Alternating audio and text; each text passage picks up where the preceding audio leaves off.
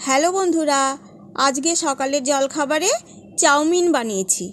এটা ছোট বড় সুস্থ অসুস্থ সব ধরনের মানুষই খেতে পারবেন। তাছাড়া স্কুল কলেজ অফিস আদালতেও টিফিন নিয়ে যেতে পারবেন। এটা প্রচুর পরিমাণে গাজর, বিনস, ক্যাপসিকাম, কাঁচা লঙ্কা আর টমেটো দিয়ে বানিয়েছি।